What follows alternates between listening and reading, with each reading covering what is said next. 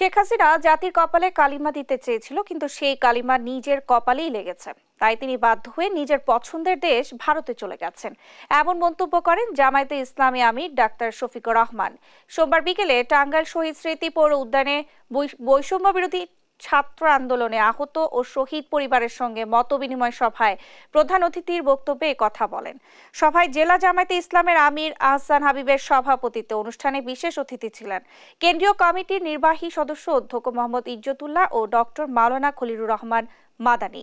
এ সময় জামায়াত আমির বলেন, এদেশের শহীদের দলীয়করণ করতে চান না, তারা মজলুম ও জাতীয় বীর। এখন তরুণ কমল ছাত্রছাত্রীরা কি বলে?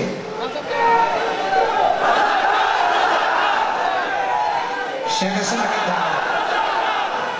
হাসিনাকে ধন্যবাদ। তিনি যেটাকে কালিমা হিসেবে জাতির কপালে লিপে দিতে চেয়েছিলেন, জাতি এখন তার দিকে সেইটাকে ফিরিয়ে দিয়েছে। এমন রাজনীতি করলেন আপনাকে দেশ ছেড়ে চলে যেতে হবে।